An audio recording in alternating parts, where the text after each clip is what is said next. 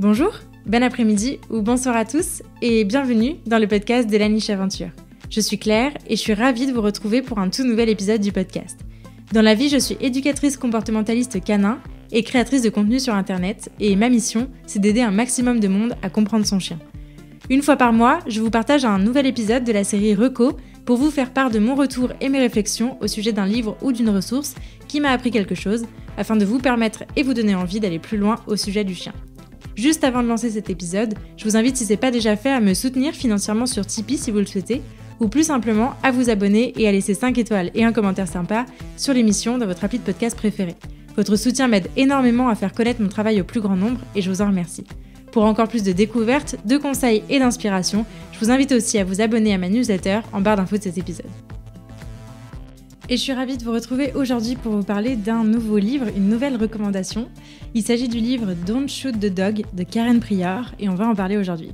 Alors déjà, pourquoi ce livre arrive en 3e position dans ma liste de recommandations ? Eh bien parce que c'est une référence qui a souvent été citée par mes invités dans les épisodes de ce podcast. Et effectivement, je l'ai lu il y a pas longtemps, je l'ai fini il y a quelques semaines et effectivement, je trouve que c'est une très bonne base pour comprendre un peu le fonctionnement du comportement. Alors pour revenir un petit peu sur l'auteur, Karen Prior, elle est écrivaine et biologiste du comportement. Elle a notamment été très connue pour avoir été une des pionnières du dressage de dauphins au Sea Life Park et elle a été aussi la fondatrice de la méthode du clicker training et c'est notamment sur ces 2 tableaux qu'on la connaît le mieux. Alors au niveau de ce livre, il faut d'abord le remettre dans son contexte, comme d'habitude. La première édition de ce livre, il a été publié en 1984, donc il date pas d'hier, et la dernière, qui est disponible aujourd'hui, elle date de 2006 et elle a été traduite en France en 2018. Cette temporalité, elle est hyper intéressante et une fois de plus, il faut toujours remettre un livre, un texte dans son contexte. En effet, la dernière version date de 2006, donc certaines informations énoncées, elles vont pas forcément toujours être à jour des dernières connaissances scientifiques parce qu'on est aujourd'hui quand même en 2023, quelques années après.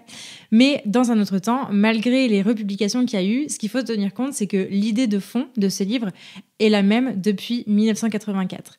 Donc, quand on a ça en tête, on imagine assez facilement à quel point il a pu être novateur dès lors de sa sortie et à quel point il l'est encore quand on le lit, parce qu'en 2023, que ça soit en France et ailleurs, malheureusement, ce qui est dit dans ce livre n'est pas la normalité. Alors, au niveau de ce livre, ce qui est hyper intéressant, c'est qu'il ne parle pas que de chiens. En fait, il va traiter du fonctionnement de l'apprentissage, donc on va y retrouver une très très bonne base pour comprendre justement le cadran du conditionnement opérant dont on parle souvent, et bien évidemment le fonctionnement du renforcement positif, puisque Karen Prior a largement contribué à la diffusion de ce fonctionnement.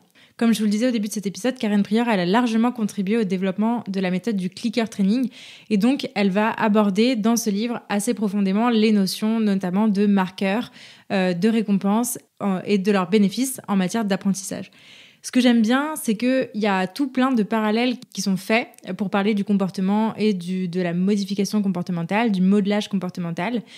Beaucoup d'illustrations sont données et couvrent tous les domaines de nos vies, que ce soit les relations qu'on entretient avec nos animaux, qu'ils soient des animaux domestiques ou pas, parce qu'elle parle aussi beaucoup du dressage de dauphins, de l'expérience qu'elle a pu avoir.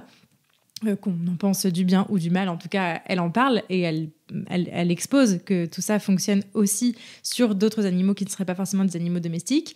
Elle fait beaucoup le parallèle avec les enfants, avec l'éducation des enfants, avec les interactions qu'on peut avoir avec son conjoint ou sa conjointe, ses collègues de travail, ses relations familiales, etc., etc.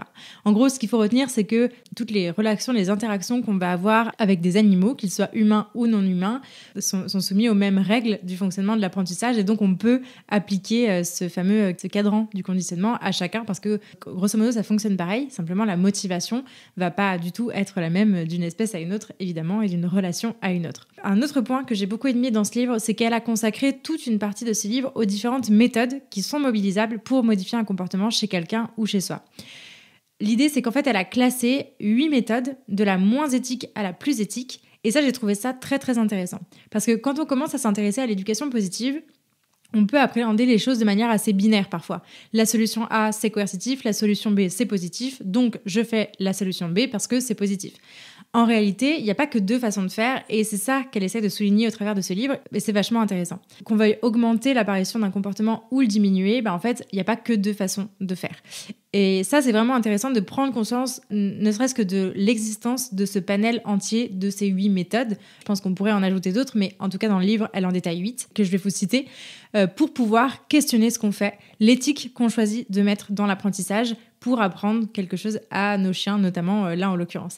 Alors, je vous cite ces 8 méthodes qui sont décrites pour que ça vous parle un petit peu mieux. Donc, je vous redis de la moins éthique à la plus éthique, entre guillemets. Donc, la première, c'est se débarrasser du chien. On va avoir la punition, le renforcement négatif, l'extinction, l'enseignement d'un comportement incompatible, le conditionnement du comportement à un signal et ne plus utiliser le signal, le fait de marquer l'absence, et enfin, le changement de la motivation. Karen Pryor, elle l'écrit à plusieurs reprises, toutes ces méthodes fonctionnent.